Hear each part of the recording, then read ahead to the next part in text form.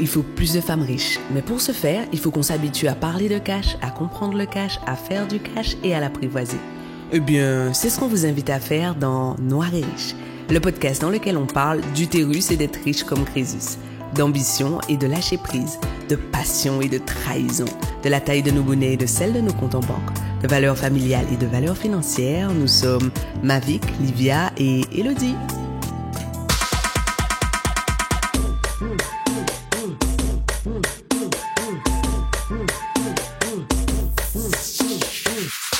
Hello et bienvenue dans ce tout nouvel épisode de Noir et Riche. Je suis ravie de vous retrouver. Un jour, je prendrai des cours de chant. Je suis ravie de vous retrouver. Je suis Livia Quero et avec moi, j'ai Mavic Bright. Hello Mavic. Hello. J'ai Elodie Da Silva. Hello. Et aujourd'hui, on va vous parler d'un sujet hyper juteux. J'ai trop hâte parce que c'est l'une de mes histoires préférées à raconter. Donc, j'ai trop hâte de vous raconter.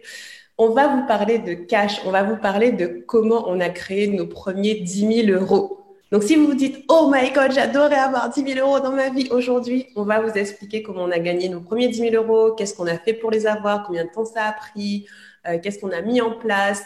Et moi, j'ai trop hâte de cet épisode parce qu'on va aussi vous donner des conseils sur comment gagner vos premiers 10 000 euros. Est-ce que c'est pas excitant ça? Le stade est en folie. Livia est devant 20 000 personnes. Bref. Du coup, on va juste rentrer dedans et on va démarrer. Mavic, est-ce que tu veux nous raconter tes premiers 10 000 euros? Moi, je suis super curieuse. Oui, alors, en travaillant sur cet épisode, je me suis rendu compte que mes premiers 10 000 euros n'étaient pas mes vrais premiers 10 000 euros. En fait, mon premier souvenir de 10 000 euros remonte à l'époque où j'avais créé le Petit Sucre. J'étais cake designer et j'avais donc une boîte de cake design. Mais cette boîte n'était pas ma première boîte. J'avais d'abord eu le Soulier Vernis, qui était une boutique de maroquinerie haut de gamme et de joaillerie.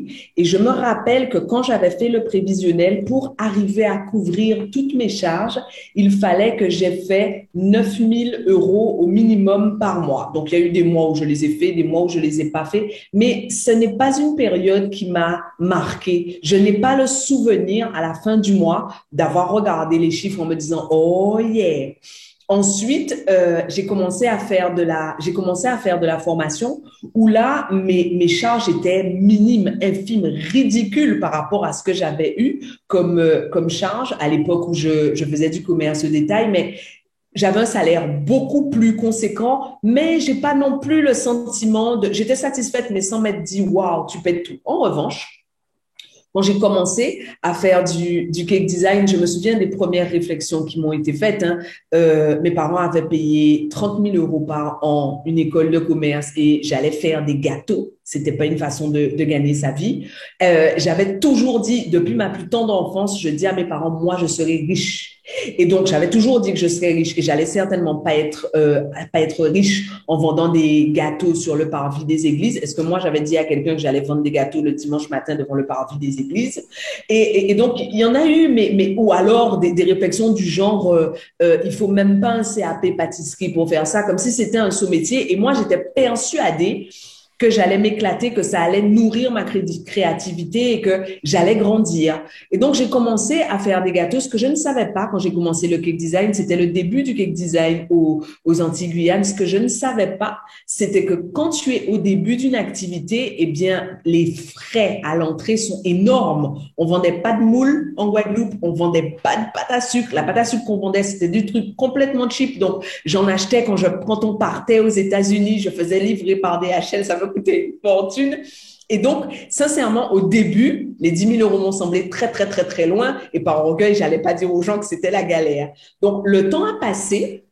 J'ai continué à faire des gâteaux et j'étais balèze. Jusqu'à aujourd'hui, si je vous prends un gâteau, je suis très balèze sur du cake design. Et quand on est balèze et qu'on travaille plus que les autres, ce qui se passe, c'est que pour moi, il faut surtout pas être obsédé par la concurrence, soit obsédé par ton élévation et soit obsédé par ce que tu fais.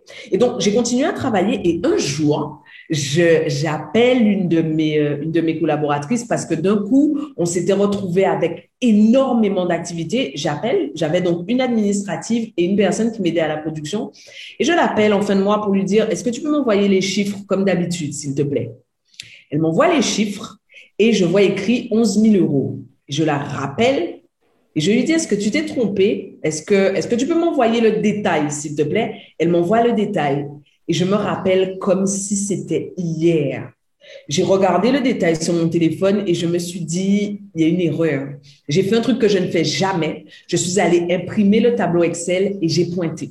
J'ai pointé et j'ai dit à mon chef majestueux, je vais t'envoyer un tableau, s'il te plaît. Tu es meilleur que moi. Deux vérifications valent mieux qu'une. Je veux que tu pointes avec moi. Et il me rappelle en me disant, mais tu veux que je pointe quoi? Qu'est-ce que tu veux que je te dise que tu n'as pas compris? Et je me suis mise à pleurer devant ce tableau parce que je me suis dit, avec mes 10 doigts, juste ça, avec mes 10 doigts, j'ai fait 11 000 euros. Je paie mes charges, j'ai un salaire conséquent. Waouh!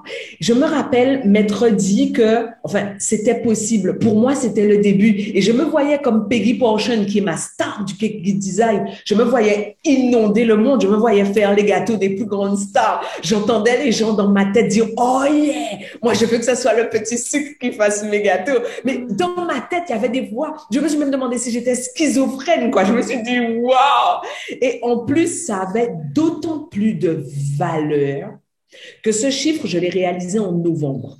Et dans l'industrie du mariage, novembre, c'est la bérésina. Les gens ne se marient pas, les gens n'achètent pas, et encore moins à la Réunion, parce qu'il y a tout un tas de croyances autour du mois de novembre. C'est pas un mois où on se marie. Et donc, réaliser ce chiffre d'affaires un mauvais mois, ça voulait dire que c'était le début de la gloire. Ça voulait dire que j'avais réussi et que c'était possible. Et donc, en fait, ces premiers 10 000 euros, alors, en plus de ce que ça représentait financièrement, ces premiers 10 000 euros m'ont servi comme une espèce de grain de moutarde. Alors, j'ai des références bibliques qu'on accepte ou pas, mais qui sont la Bible est un livre de croyances populaires. Et dans la Bible, on dit un moment, si vous avez la foi comme un grain de moutarde, ces 11 000 euros sont mon grain de moutarde. Ces 11 000 euros sont la pierre sur laquelle j'ai bâti ma confiance en moi. Je suis capable de faire ça. Bon gré, mal gré, fatigue, pas fatigue, je suis capable de faire ça. Et voilà mon histoire. Waouh, c'est super excitant. Et qu'est-ce que tu penses qui a changé, qui t'a fait arriver à ce mois-là, entre avant et le mois de tes 11 000 euros? Qu'est-ce qui a bougé pour toi? J'adore ta question parce qu'en fait, il y a eu une vraie bascule. Alors aujourd'hui, mon chef majestueux me dit tout le temps, arrête de minimiser parce qu'à ce moment-là, c'était énorme. Il y a eu une vraie bascule. Hein. On est passé de mois où j'oscillais entre 5 et 6 000 euros à ce mois où il y a eu 11 000 euros et après, on a été sur une pente croissante. Pour moi, il y a une chose. À ce moment-là, j'avais commencé à vraiment comprendre comment fonctionnaient les réseaux sociaux et j'avais commencé à vraiment comprendre comment faire pour que les gens aient envie d'acheter chez moi. Il y a un truc qui est mathématique que je n'arrête pas de dire. Quand vous avez une entreprise, une petite entreprise, votre entreprise, c'est vous. C'est-à-dire que les petites pratiques qui consistent à mettre un logo sur votre profil Instagram ou sur votre profil Facebook, vous êtes juste en train de minimiser votre chiffre d'affaires de 30 à 40%. Parce qu'en mettant votre tête, la personne se dit, mon Dieu, il y a une vraie personne. Ça, c'est la première chose. La deuxième chose que j'ai comprise, c'est que il fallait que j'assume toute la superbe et tous les goûts de luxe que j'avais. Il fallait que j'assume de dire aux gens, moi, je fais de la haute pâtisserie. C'est-à-dire que chez moi, la part de gâteau au minimum sera à 7 euros, mais on peut aller danser jusqu'à 16 euros. Par contre, quand vous aurez une part à 16 euros de chez moi, ne vous inquiétez pas, ça fera le même effet que votre robe de mariée. Et en fait, assumer ça et le dire faisait que du coup, à l'entrée, je savais que soit les personnes qui venaient à moi avaient les moyens, soit elles allaient s'en donner les moyens parce qu'elles voulaient cette part de rêve. Et dernière chose que j'ai comprise, qu'à mon avis, on dit pas assez aux cake designers, c'est que quand tu es cake designer et que tu dis aux gens mes gâteaux sont bons, c'est de la connerie. Parce que c'est pas le minimum qu'on attend d'un gâteau, qu'il soit bon. Enfin, moi, je vais pas faire de com sur le fait que mon gâteau soit bon. Je vais pas vous regarder là alors que je suis filmée et vous dire je suis belle. Vous voyez que je suis belle. Donc, c'est pas de ça que je vais vous parler. Je vais vous dire, moi, je suis une machine. Non, mais c'est la vérité. Je vais vous dire, je suis une machine. Vous ignorez ce qu'il y a à l'intérieur de mon cerveau et ce que je suis capable de faire. Pour moi, pour un gâteau, c'est la même chose. Et j'avais compris ça. J'avais compris que c'était ridicule de dire aux gens, ce que je fais est savoureux. Non, ce que je fais est raffiné. Le minimum, c'est que ce soit bon. Je ne travaille qu'avec des ingrédients haut de gamme. Mais ça, c'est du détail. Parce qu'au-delà de ça, il y a cette espèce d'univers extraordinaire que je vais créer. Et voilà ce qui avait changé. Je suis fan. Je kiffe. Je suis fan. Il y a plein de choses qui me sont passées en tête. En ce moment. Je me suis dit, bon, alors, il y a l'anniversaire de mon fils bientôt, il faut que je demande à Mavic un gâteau. Non, Mavic. Pour ceux qui t'appellent Manuela, on a le droit, non? Quand même. Ma mère dit la même chose. Ma mère dit, moi, je t'appelle Manuela, ma fille. Donc, moi, j'ai droit à des gâteaux. Ma sœur dit ça. Oh, j'adore. C'est super parce que c'est super intéressant. Je trouve que c'est inspirant parce que c'est presque les réalisations qu'on a à chaque passage de cap. C'est réaliser la valeur de ce que tu fais en fait. Et toi, ta valeur, tu t'as décidé qu'elle était exceptionnelle, que c'était luxe, que c'était raffiné. Ta part, elle est à 16 €. Si tu veux pas, t'as qu'à te coucher à côté, comme on dit chez moi. Et c'est comme ça. Et juste affirmer cette valeur-là, finalement, c'est ce qui permet de passer des paliers. Je sais que pour moi, ça a été souvent le cas. C'était de dire, les gars, je suis pas n'importe qui, tu vois. Et je trouve que c'est super inspirant. Super inspirant. Et toi, Elodie, c'était quoi tes premiers 10 000 €? Tu t'en rappelles? Ouais. Du coup, ça va me permettre de parler d'un sujet où à chaque fois Manuela me dit je veux savoir. Donc, nous voilà. Donc, moi, j'ai commencé alors que je travaillais encore. J'étais encore salariée. Purée, ça fait plus de 10 ans. Et je me suis dit, il faut que je me forme au coaching. Donc, j'ai fait une formation certifiante au coaching. Je m'en rappelle, c'était à Bordeaux. Je travaillais à Paris, j'allais en formation à Bordeaux, enfin n'importe quoi. Et donc, je me suis dit, j'ai envie de faire du coaching, mais j'ai envie de faire du coaching amoureux pour aider les gens à trouver l'amour, tu vois. Et j'adorais ça. J'adorais ça. Et du coup, donc, je coachais les gens. Bon, pour te donner un ordre d'idée, une heure de coaching, c'était quoi? C'était peut-être entre 60 et 100 € au début.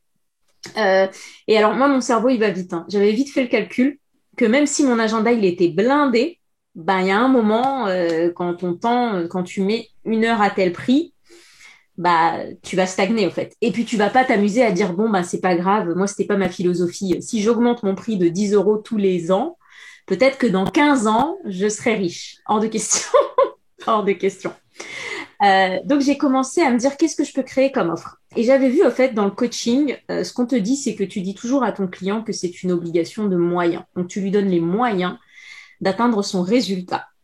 Mais je me suis dit, mais il n'y a personne qui propose une obligation de résultat. Donc, moi, je te dis que tu vas trouver l'amour. Je vais te trouver l'amour, c'est sûr, à 100%. Combien tu me donnes? Donc, j'ai fait cette offre-là.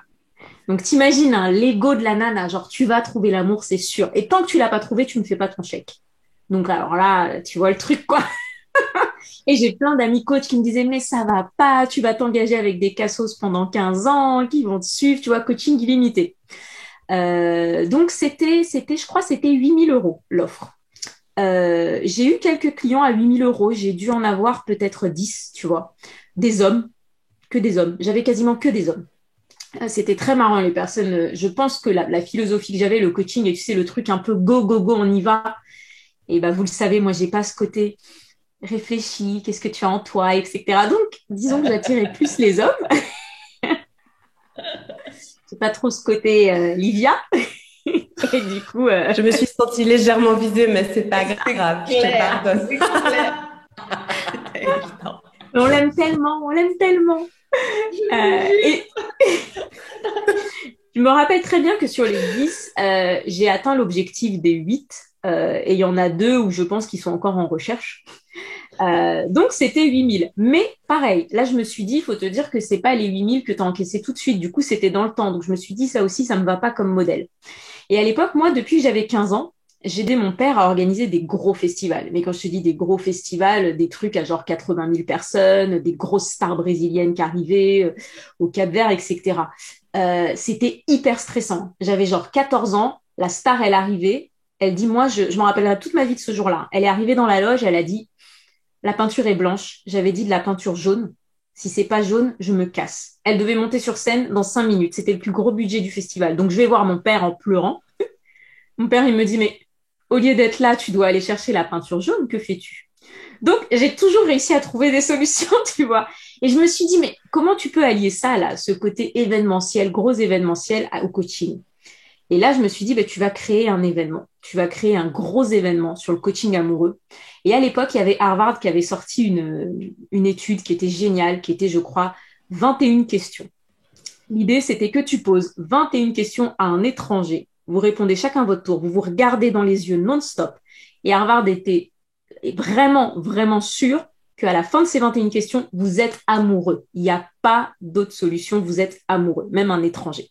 Donc, j'ai dit, je fais un événement, 21 questions, des mecs, des filles. Je loue une salle. Je vous mets dans la salle. Tout le monde est en ligne, et on enchaîne les questions et on se regarde droit dans les yeux et on y va.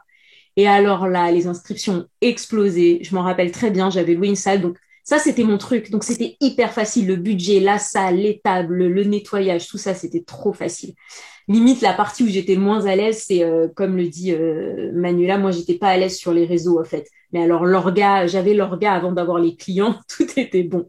Donc, j'ai eu plein de clients. J'avais fait l'événement, je crois, à l'époque, à 220 € ou quelque chose comme ça. Il y avait plein de personnes, des dizaines et des dizaines de personnes, et j'avais pris plein de photos, je me rappelle, il faudra que je les retrouve. Et je crois qu'au total, ça m'avait fait 16 000 €, quelque chose comme ça, tu vois. Et quand j'enlevais les frais de la salle, je crois que je devais être à 12 000, les frais, salle, nettoyage, machin, machin. Et c'était trop magique. Il y en a plein, ils sont sortis amoureux. C'était trop bien. Et du coup, j'étais juste en mode chef d'orchestre. Question 1, on y va, go, regardez-vous dans les yeux, c'est parti. Et c'était génial. Et c'est là où je me suis dit, au fait, je pense que tous les métiers, tu vois, tu as une façon de les revoir. Si tu regardais à l'époque ce que faisaient tous les coachs amoureux, c'était je prends du one-to-one, on traite ton problème, on y va, on essaie de trouver une solution. Et comme je crois que je l'avais dit dans l'introduction, le premier épisode, en fait, j'ai essayé de me dire, OK, mais là, il y a une case du coaching, mais comment est-ce que toi, tu peux sortir de cette case et faire autre chose? Et toujours drivé par l'argent. Je te cache pas que si l'heure de coaching était à 15 000 €, je serais peut-être pas allée chercher un événement. J'avoue. Mais là, ouais. Et du coup, c'était génial. Et après, j'ai fait que des trucs de groupe ou à plusieurs comme ça. Et j'ai arrêté le one-to-one parce qu'en plus, c'était quelque chose où en termes d'énergie, je me reconnaissais pas, tu vois. Donc, et je m'ennuyais facilement et c'est très difficile pour moi. Ça, je l'avoue, c'est quelque chose qui est pas familier pour moi de rester concentrée et de donner mon attention à une personne. Donc, là, de le faire en grandeur, c'était génial. J'ai envie de le refaire. Rien que de le dire, j'ai envie de le refaire. Ben ouais. S'il te plaît. J'ai déjà trouvé l'amour, mais je peux faire la promo sur Insta pour toi. Par contre, j'aurais adoré que tu sois là quand je cherchais. Mais je sais pas si mon mec aurait été dans la salle, mais j'aurais adoré être dans la salle. C'est ça. Je trouve ça génial. Et moi, j'ai une question, c'est pourquoi ces 16 000 € là, ils ont plus de valeur pour toi que les genre 80 000 ou je sais pas combien que t'as créé avec les autres en one-to-one. Pourquoi ils ont plus de valeur? Pourquoi l'événement que tu as fait, parce que tes 10 000 €, tu les avais déjà fait avec 2 clients, tu les avais fait. Pourquoi ça a plus de valeur ces 16 000 avec une salle que tes 16 000 avec 2 clients? Alors en fait, pour 2 raisons. La première, c'est tout simplement parce que c'était one shot et que j'ai fait quelque chose le lundi et que je les avais sur le compte le mardi. Donc pour moi, ça, c'était hyper carré. J'ai allumé mon compte, c'était là. Et la deuxième, c'est que c'est mes premiers plus de 10 000 € où j'ai vraiment fait un truc qui m'a fait battre le cœur, tu vois, où j'étais là, ouais, tu vois, où je me suis levée le matin, je sautais partout. Donc c'est vraiment mon premier succès sur un sujet qui m'a fait kiffer, tu vois. Vos 2 histoires m'inspirent parce que c'est vraiment cette idée que l'argent compte, mais comment tu l'as eu, ça compte aussi tellement, finalement. Ouais, c'est ouf. Bon, raconte-nous, Lydia, maintenant on veut savoir. Claire. Ah oui.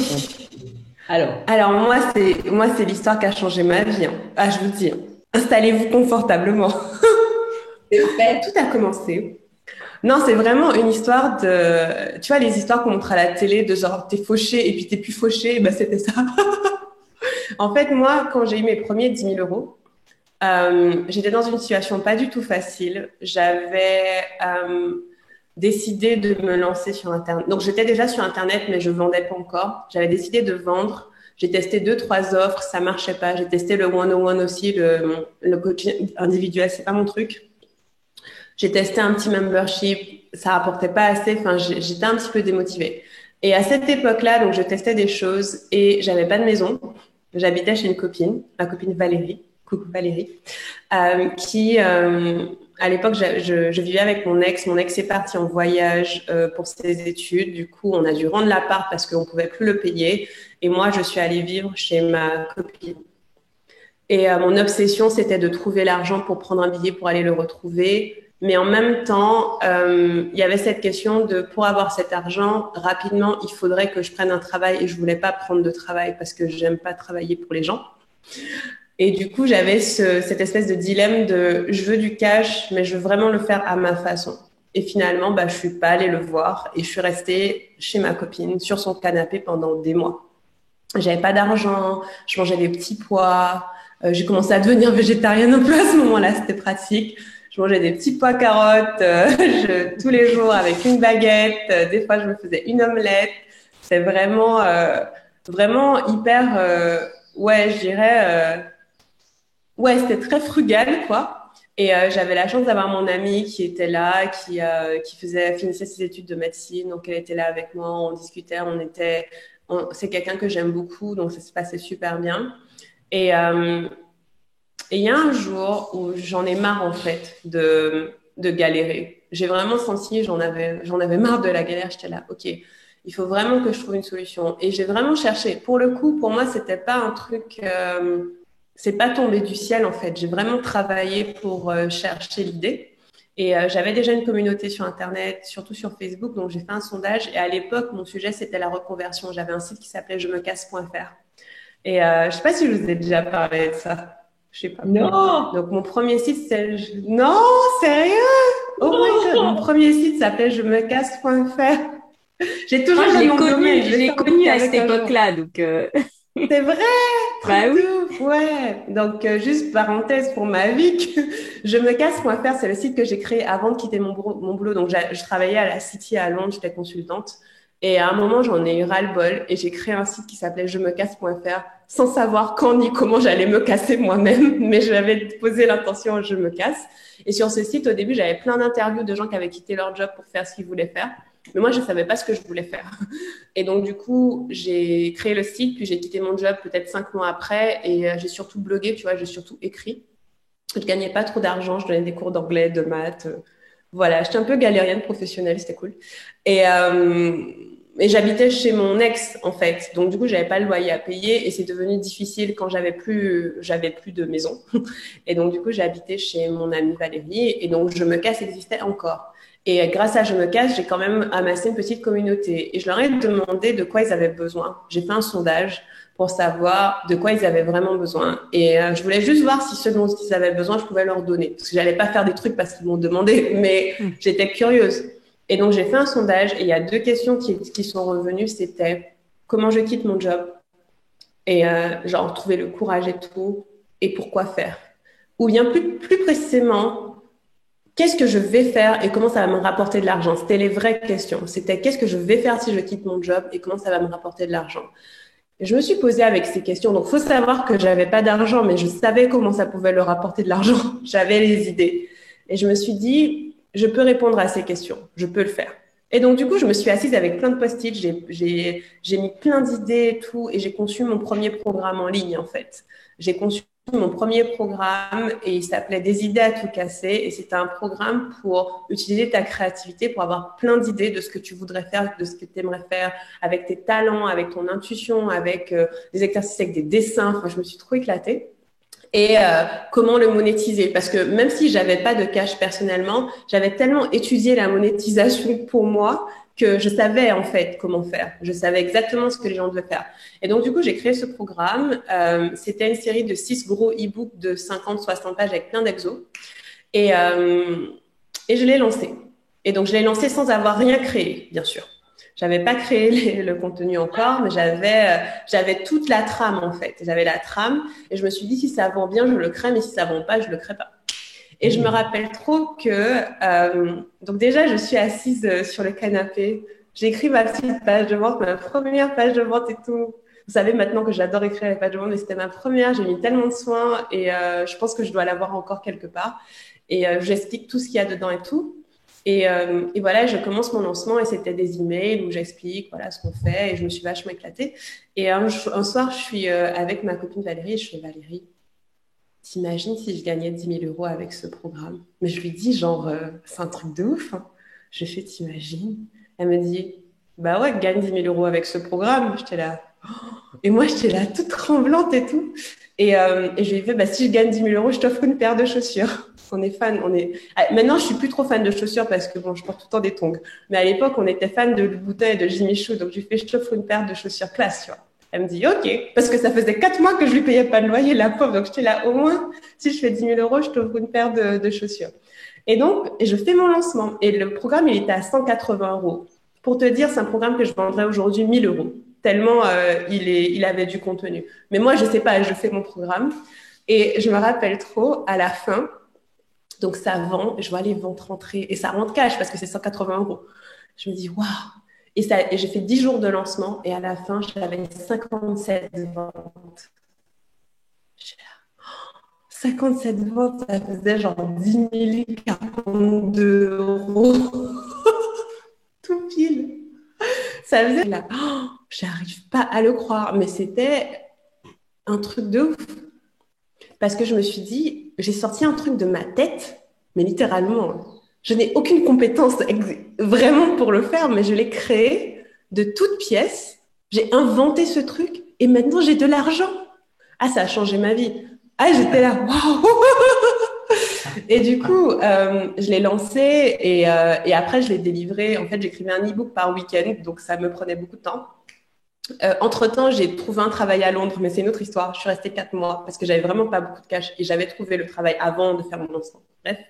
Et mais du coup, j'ai fait ce lancement et ça m'a permis de voir que c'était possible, de voir que les gens ont des besoins et que les gens achètent et que je suis capable de répondre à leurs questions. Et donc, j'ai écrit 7 e-books, je crois, très costauds, plein d'exercices. J'ai fait tout le design moi-même.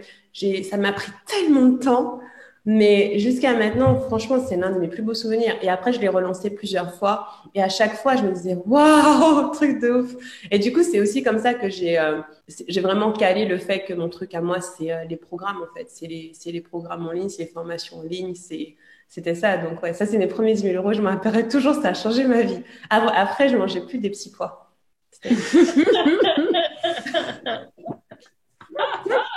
Mais moi, j'ai une question parce qu'en fait, je trouve ça hyper fou. Comment, à l'époque, parce que je me rappelle très bien, c'est trop marrant parce qu'à l'époque, je te suivais et je me rappelle très bien du programme des idées à tout casser, donc c'est trop marrant. Et en fait, moi, ce que je veux dire, c'est comment est-ce que tu t'es dit que pour toi, ce qu'il te fallait, c'était cette notion de programme? Parce qu'à l'époque, faut quand même qu'on se resitue, on n'était pas du tout sur ces modèles-là, hein. Tu vois, on n'était pas du tout sur des gens qui te vendaient des programmes en ligne, on était potentiellement sur du coaching, etc. Comment est-ce que toi, tu t'es dit, je fais du consulting à Londres, je vais faire des programmes en ligne? Tu avais déjà identifié que toi, tu voulais pas faire du one-to-one. Enfin, c'est ça qui est ouf, en fait. Ouais, en fait, le chemin, il était pas du tout linéaire. Du coup, ça me donne l'occasion de vous expliquer un peu mes débuts. En fait, j'étais consultante en stratégie à Londres. Je faisais pour les entreprises, surtout en finance, en fait. J'ai quitté mon job et moi, ce que j'aimais, c'était écrire. Et donc, j'ai commencé un blog. Et à l'époque, il y avait plein de choses sur les blogs. C'était très à la mode. Donc, j'écrivais un blog. Après, ce que j'ai fait, c'est que j'ai organisé des événements. J'ai fait les soirées Je me casse où il y avait 30 à 50 personnes une fois par mois. Et donc là, j'ai commencé à rencontrer des gens, mais qui effectivement faisaient du coaching. Il n'y avait pas beaucoup de gens qui faisaient des programmes en ligne. Et puis, à un moment, j'ai fait une formation pour devenir développeuse web. J'ai fait 3 mois de formation pour apprendre le PHP et tous ces trucs-là, l'HTML et tout, parce que je me disais, j'adore les sites internet, je veux être développeuse web. Je ne suis pas développeuse web, mais en tout cas, j'ai tout appris Et j'ai kiffé l'univers, le design et tout. Et je crois que c'est à force de suivre des Américains, des Américaines que j'ai commencé. Alors, il y en avait vraiment pas beaucoup qui en parlaient, c'est vrai. Hein. Tu vois, à l'époque, c'était il y a presque, je sais pas, 7 ans, ouais. Et je suis tombée sur une fille qui s'appelle Regina. Et Regina, son truc, c'était les produits, les infoproduits, tu vois, les produits d'information. Et elle avait fait un petit e-book sur comment créer ton produit d'information. Donc, ça pouvait être un e-book et tout. Et en fait, j'ai lu cet e-book et ça m'a aidé à créer mon premier programme de A à Z, tu vois. J'ai acheté l'e-book 27 euros. Hein. C'était le meilleur investissement de ma life. Je l'ai acheté 27 euros et elle explique, voilà, comment tu identifies ton client, comment tu machin. Je connaissais rien. J'avais fait des recherches surtout sur le marketing en ligne, comment je vends, etc. Mais effectivement, il n'y avait pas beaucoup de choses sur la construction d'un programme. Jusqu'à maintenant, d'ailleurs, il n'y a pas beaucoup de contenu sur comment on construit un programme. Moi, j'ai vraiment appris en le faisant moi-même. Et c'est comme ça que j'ai créé le premier. Et avant, c'était que des e-books. Tu vois, parce que j'aimais écrire et je voulais pas voir les gens. Et au fur et à mesure, j'ai rajouté, ben là, maintenant, mes programmes, il y a des vidéos, de l'audio, des e-books, il y a tout. Mais j'ai commencé par ça. Mais ouais, c'était vraiment, je suis tombée sur cette nana et j'ai acheté son truc. C'était un investissement pour moi-même à l'époque. Et j'ai suivi à la lettre, tu vois. Et voilà, j'ai fait ça. Et franchement, jusqu'à maintenant, je pense à elle. Je me dis, c'est grâce à elle que j'ai lancé mon premier programme. Je lui ai écrit d'ailleurs, mais elle m'a pas répondu. Je l'ai écrit sur Insta. J'adore. Moi, j'ai une question. Quand tu as lancé le premier programme, tu t'es dit quoi? Dans tant de temps, je recommence ou il faut que je lance tant de fois par an pour être là où je veux en être? Qu'est-ce que tu t'es dit à ce moment-là d'un point de vue strictement stratégique? Donc, mon esprit fonctionne pas comme ça. Je suis pas quelqu'un qui me projette beaucoup, donc je me suis pas dit faut que je lance tant de fois pour gagner autant d'argent. J'avais même pas d'objectif financier, je voulais juste arrêter de manger les petits pois, tu vois. J'étais vraiment pas, j'avais pas d'ambition financière. J'avais juste l'ambition de pas aller travailler. Tu vois, c'était vraiment là où j'en étais, c'était je veux pas de travail. Et je me suis juste dit, je vais le lancer plusieurs fois et essayer de gagner un peu plus à chaque fois.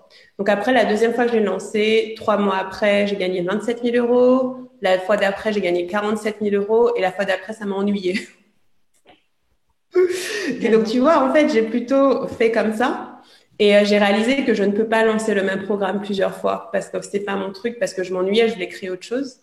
Et ce programme m'a beaucoup aidé à écrire mon premier livre, en fait. Dans mon premier livre, je reprends quelques-uns des exercices. Et donc, du coup, ce que je me suis plutôt dit, c'est je vais essayer de le refaire. Mais par contre, un truc qui est intéressant, c'est que quand je l'ai fait la deuxième fois, j'ai eu un gros coup de blues. J'ai gagné 25 ou 27 000 euros et je me suis dit, mais là, c'est fini, je vais plus jamais pouvoir gagner d'argent. J'ai tout épuisé. Tu vois, je me suis dit, j'ai eu tu sais, comme on appelle le Apple Limit Problem. Tu vois, quand tu atteins une limite et tu es là, tu as une phase de déprime parce que je te dis, là, je suis arrivée au top de ce que je peux faire. Et quand j'ai gagné 25 000 euros en un lancement, en plus, je lançais sur 10 jours, 15 jours, je me suis dit, mais je pourrais plus jamais le refaire. Je sais pas, c'était des accidents. Voilà ce que je me disais, c'était des accidents. La première fois, c'est un accident. La deuxième fois, c'est un accident. Et je me vois pas avoir un troisième accident, c'est pas possible. Et j'ai dû travailler sur moi pour accepter que c'était ça ma vie maintenant, tu vois. Que maintenant, 27 000 euros, je l'ai fait en 5 jours. Enfin, même pas, des fois, c'est une journée. Et quand j'ai la pêche. Mais tu vois, et là, en fait, ce qui est fou, c'est que, tu vois, à l'époque, c'était un truc de ouf pour moi. Et maintenant, là, si j'ai besoin de 20 000 euros, je lance un programme et je les ai. C'est tellement devenu ma vie que je vois, c'est ça l'évolution surtout, c'est à quel point à l'époque, j'y croyais. Je me disais, mais non, c'est pas possible. Genre, je peux pas vous faire vivre comme ça. Tu vois, genre, tu lances un truc, tu crées, t'écris, tu fais ce que tu kiffes et t'as de l'argent. Et aujourd'hui, je me rends compte que je vais jamais manquer d'argent parce que sincèrement, je peux lancer n'importe quoi. Enfin, c'est juste que je suis sélective aujourd'hui parce que j'ai une direction, j'ai ma marque, je veux faire des choses. Mais c'est un pas énorme. Hein. Donc ouais, je me suis dit, je vais plus jamais y arriver. Et finalement, ça a été, j'ai réussi, tu vois. Ouais. Je trouve ce que tu dis hyper inspirant et je trouve que ça vaut la peine qu'on s'arrête dessus parce que moi, à chaque passage de cap, j'ai vécu ça. Alors, autour de moi, mes proches appellent ça la peur du deuxième album.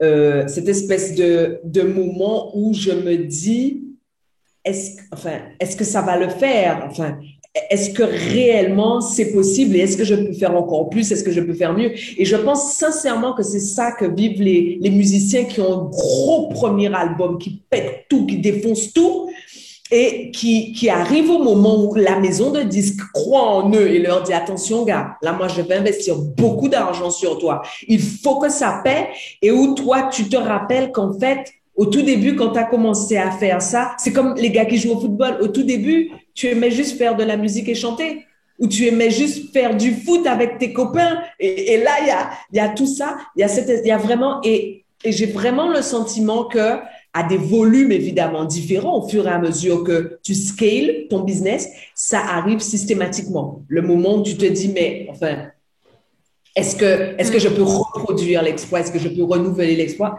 Et je suis assez d'accord avec l'idée que, en fait, ce qui te permet de faire la bascule, c'est le moment où tu es convaincu que la valeur est intrinsèque. Que de toute façon, quoi qu'il advienne, c'est refaisable, c'est réalisable. De nouveau, parce que si tu as pu une fois, c'est que c'est possible encore. Complètement. Ouais, mais il y a quelque chose d'hyper intéressant dans ce que tu dis, Manuela. Et pour être dans la musique, ça fait carrément écho ce que tu dis là. Et je pense que c'est pareil aussi pour les grands écrivains.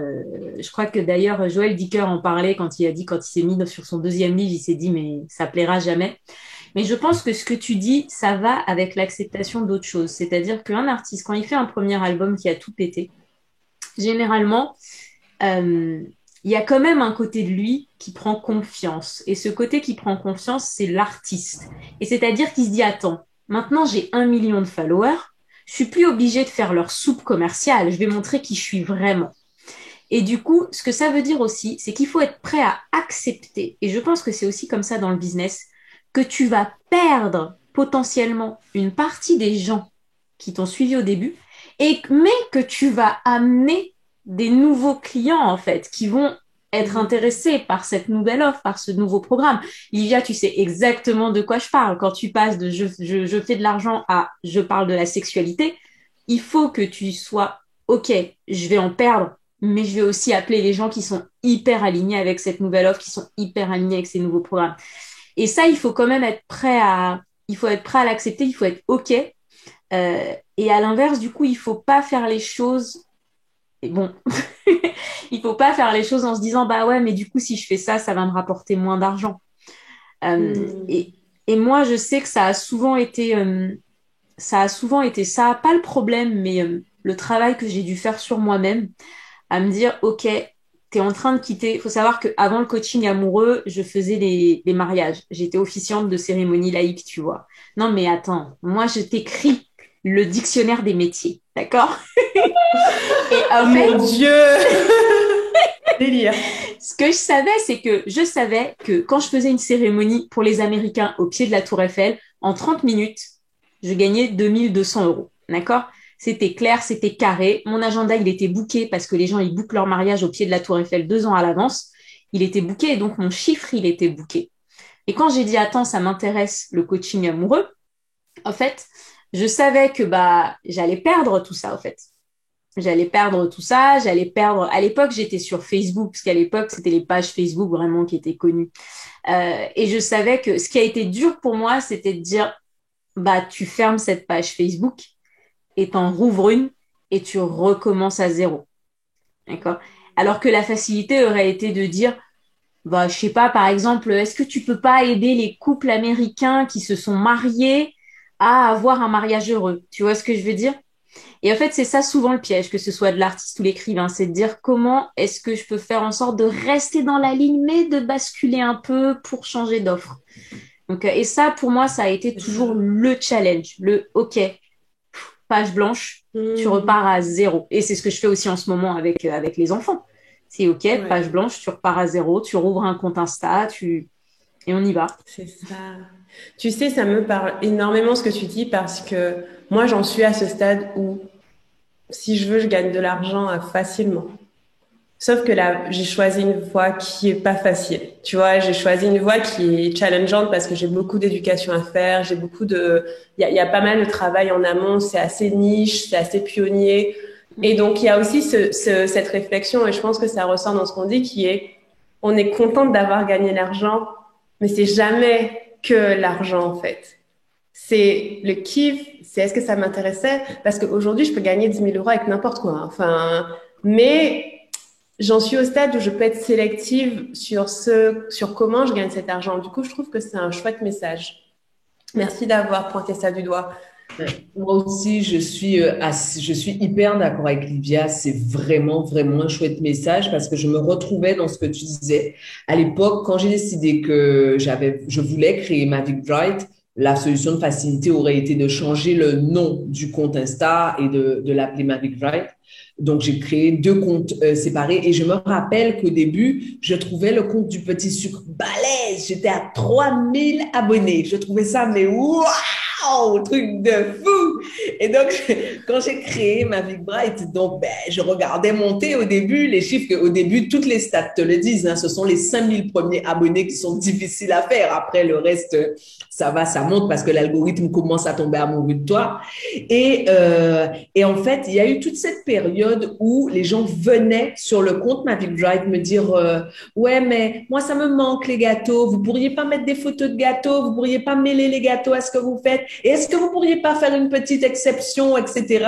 Et je me disais, et d'ailleurs, quand j'ai dit que j'allais vendre, tout le monde m'a dit, on vend pas un business qui tourne. On vend pas un business qui tourne. Ton business tourne, t'assures la sécurité, ne le vends pas. Et je disais, mais c'est quoi cette espèce d'état d'esprit de manque où moi, je suis sûre que je peux faire autrement, que je peux faire plus d'argent et que je peux m'éclater plus.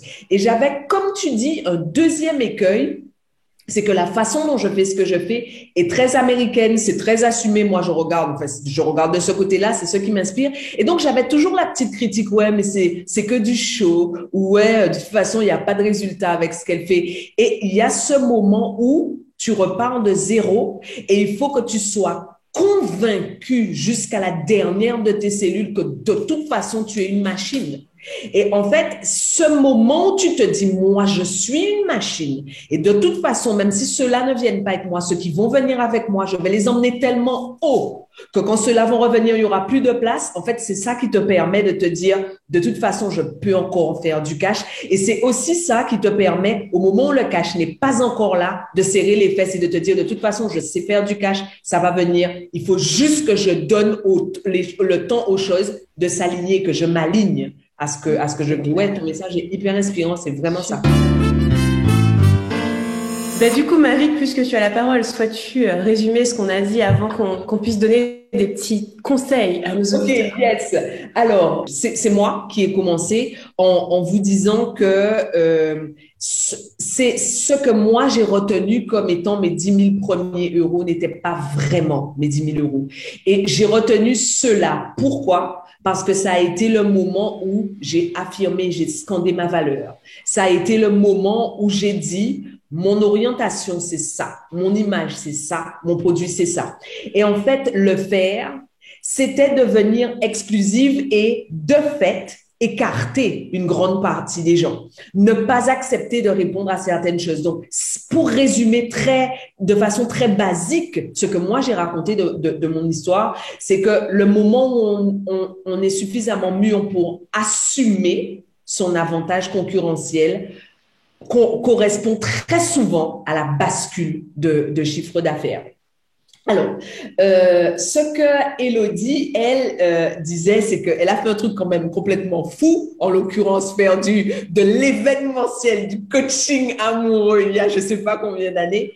En fait, si on doit retenir l'idée de ce qu'elle dit, c'est qu'en fait, cet argent, qui n'est pas en fait la plus grosse somme qu'elle ait gagnée, mais cet argent qu'elle a retenu, cette somme qu'elle a retenue, a été la somme où elle s'est sentie alignée et révélée. En fait, cet argent Pour le faire, elle a mobilisé des compétences qu'elle avait déjà acquises ailleurs. Et en fait, cette somme-là est la somme de la fédération de sa puissance, la somme de la fédération de ses compétences. Utiliser ce qu'elle connaissait de l'événementiel, utiliser ce qu'elle connaissait du coaching amoureux et utiliser ce qu'elle connaissait d'elle. Elle était suffisamment stable sur ses appuis pour dire, de toute façon, moi, ça me fatigue le one-to-one, ça me demande trop d'énergie, ça génère pas suffisamment de cash et ce n'est pas le modèle économique qui me convient. En fait, on en revient à la même idée. Le moment de la fédération est souvent le moment de la bascule. Ce qu'elle retient, c'est l'espèce de kiff de liberté et de puissance qu'elle a ressenti à ce moment-là.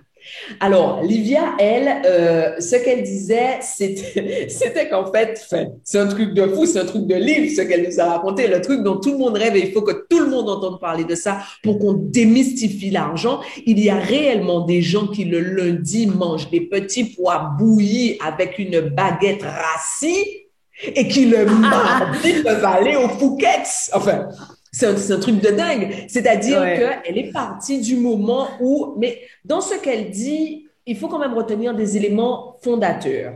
Ce qu'elle a fait était hyper novateur. C'était il y a X temps. Elle a fait des sondages. Il n'y avait pas encore de feature sur Facebook ou sur Instagram qui permettait de faire les petits sondages qui vont bien. Elle a posé des questions aux gens.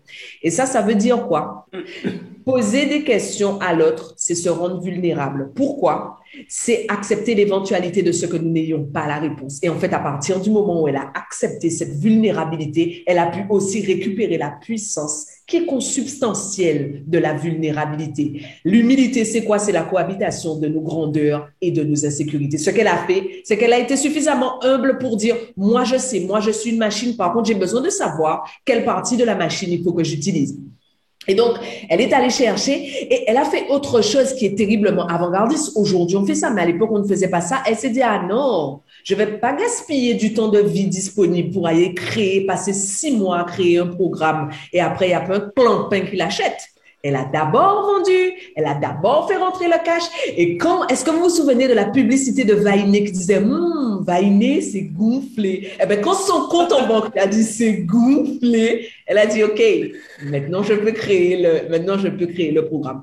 Je pense que ce qu'il y a à retenir de nos expériences à toutes, c'est qu'il y a une espèce de puissance consubstantielle du fait d'assumer ce qu'on sait, ce qu'on fait et ce qu'on veut. Tout ce qu'on dit, c'est à un moment, je me suis mise en face de ce que je voulais. Je me suis dit qu'il fallait que je fasse le job et que j'aille le chercher. Yeah, ça me parle. Amen. Du coup, on arrive à la fin de l'épisode. Est-ce que, mesdames, vous êtes prêtes à partager un petit tip rapide, un petit conseil rapide aux personnes qui nous écoutent et qui veulent créer leur premier 10 000 €? Mon conseil va être à mi-chemin entre le mainstream et l'excentrique. Moi, je suis convaincue que Internet et Netflix sont venus rebattre les cartes. Internet comme Netflix sont venus donner à des gens qui n'avaient pas de pouvoir, pas de voix, pas de place, pas d'espace, le loisir de dire au monde, regarde-moi cette machine-là et braque les projecteurs dessus. Tout ça pour dire quoi? Que aujourd'hui, je pense que c'est une hérésie de ne pas savoir au moins le grand fonctionnement des réseaux sociaux. Ne vous y trompez pas, je ne suis pas en train de vous dire il vous faut un compte avec 60 000 abonnés. Moi, je n'ai pas 60 000 abonnés. En revanche, je suis en train de vous dire, comprenez comment ça fonctionne et sachez dès le début qui est votre tribu, à qui vous parlez.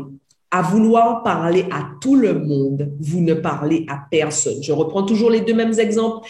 Coca-Cola et Nutella, qui sont des machines du capitalisme, ne plaisent pas à tout le monde. C'est vous, là où vous êtes là chez vous, qui allez plaire à tout le monde alors. Comprendre le fonctionnement des réseaux sociaux, c'est accepter le fait d'être exclu, d'être honni, d'être critiqué. Parce qu'en fait, plus la critique sera acerbe, plus ça voudra dire que votre identité est clairement perceptible. Et ça, c'est jackpot. Parce que plus votre identité est clairement perceptible et plus les bonnes personnes viennent chez vous. Et ces bonnes personnes, quand elles viennent chez vous, elles viennent pour quelque chose de précis que vous êtes en mesure de leur donner. Et quand vous allez faire ça, vous serez en mesure de générer des preuves sociales. Et quand vous aurez des gens qui seront capables de dire non, elle est plus qu'une machine, elle est une centrale nucléaire, c'est fini. Vous n'aurez plus besoin de parler pour aller chercher les 10 000 euros. J'aime tellement entendre ma vie parler. Genre, je suis trop contente. Mais grave. Oh là là. À chaque fois, moi, je dis, je paye pour entendre ça. Hein. Je paye. Ah ouais. Mais... Elodie, tu veux prendre la relève? Oui, bah, c'est facile à dire juste après ça. Alors oui. Non, moi j'ai un conseil que je répète tout le temps à tout le monde, c'est que souvent quand je parle de la façon dont je fais du cash, etc., on me dit oui, mais toi c'est dans ta branche, etc. Moi, mon conseil, il est très simple. Écoutez bien, quel que soit ce que tu fais, tu peux générer du cash. Que tu sois en train de faire de la couture dans ton garage, que tu sois en train de faire des photos le dimanche, que tu aies décidé que ta passion c'est de faire des recettes sans gluten, il y a toujours une façon de générer du cash. Donc, à l'inverse de la plupart des gens qui prennent le problème à l'envers, c'est-à-dire, qu'est-ce qui génère du cash? Et j'y vais. Trouve ta passion, trouve ce qui te fait vibrer, et je te jure qu'on peut trouver comment générer du cash avec ce que tu aimes faire. Il y a toujours un moyen. Regarde, tout le monde faisait du coaching one-to-one. Je me suis dit non, je vais faire une obligation de résultat. Je vais te dire que je te trouve l'amour. Je vais faire un événement. Trouve d'abord ce que tu aimes, et autour, il y aura une façon de générer du cash parce que ça, c'est l'obstacle principal qu'on me donne quand on vient me voir. Oui, j'aime faire ça, mais ça n'apporte pas d'argent. C'est faux. Tout, et je dis bien tout, rapporte de l'argent. Quand tu vois que l'un des memberships qui rapporte le plus au monde, c'est comment apprendre à ton chien à s'asseoir quand tu lui dis assis, tout rapporte de l'argent. Je te le dis. Donc, commence par la passion, on va trouver autour, il n'y a pas de problème. J'adore ton conseil parce que ça me rappelle une fille que j'écoutais l'autre jour. Elle disait que justement, il y a une femme sur Internet, elle a un compte YouTube et tout ce qu'elle fait, c'est manger des dumplings, tu sais, des beignets chinois. Et elle est riche parce qu'elle a plein de followers. Et je suis très d'accord avec ça. Et ce que je compléterais, c'est que, et vous l'avez senti dans cet épisode, il y a argent et argent. Il y a l'argent qu'on fait parce que, ça vient, et il y a l'argent qu'on fait parce qu'on kiffe. Et moi, ce que je dirais, c'est tester. Testez. On peut jamais savoir ce qui fonctionne ou pas. Testez. Vous avez envie de faire quelque chose, testez. Mettez un prix dessus. Moi, je suis d'accord avec Elodie, tout est monétisable. Tu prends tout, tu mets un prix dessus, c'est bon. Tu vois, tout ce que tu fais naturellement pour le kiff. Moi, j'ai gagné l'argent en écrivant. C'était mon rêve. C'était mon rêve et je l'ai fait. Et j'ai juste mis un prix sur ce que je faisais par plaisir, en fait.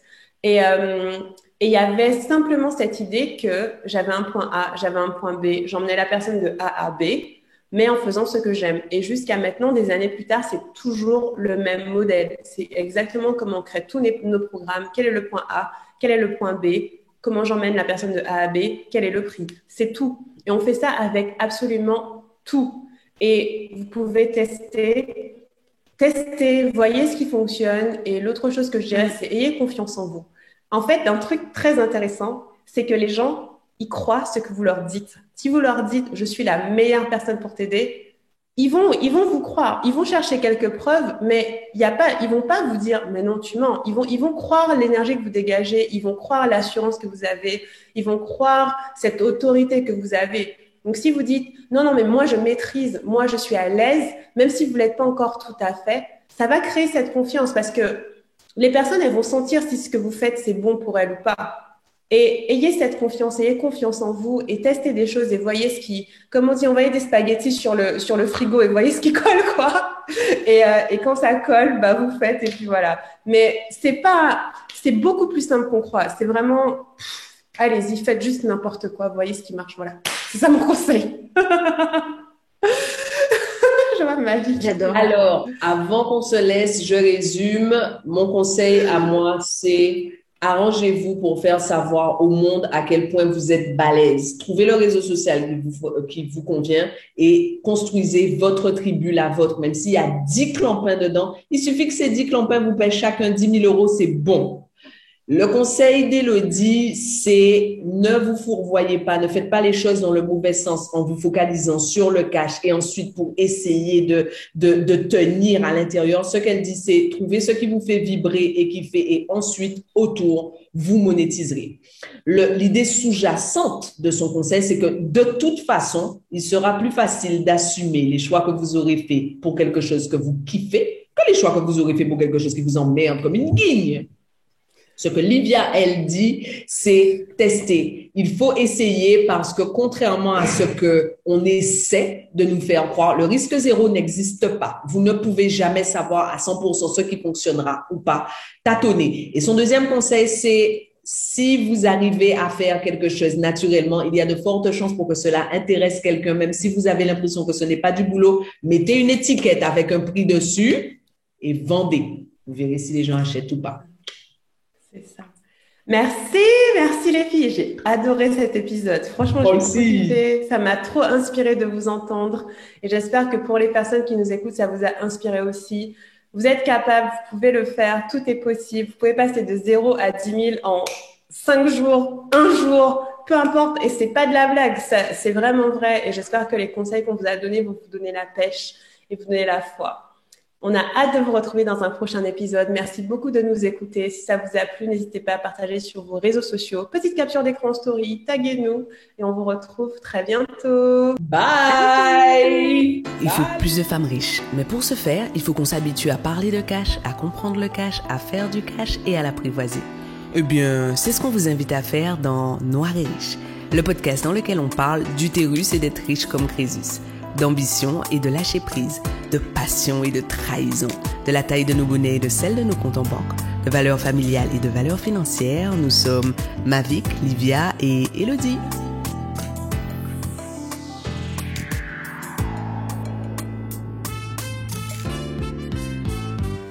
Merci à vous d'avoir écouté cet épisode de Noir et Riche. Nous sommes ravis de vous compter parmi nos auditrices et auditeurs.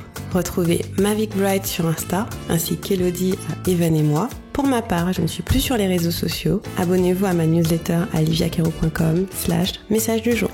N'hésitez pas à nous mettre 5 étoiles sur votre plateforme de podcast préférée et surtout à partager ce podcast autour de vous. Pour finir, écrivez-nous à noiretriche@gmail.com pour nous faire part de vos ressentis, vos questionnements et les sujets que vous aimeriez voir abordés. Nous serons ravis de vous lire. À bientôt et en attendant le prochain épisode, prenez soin de vous.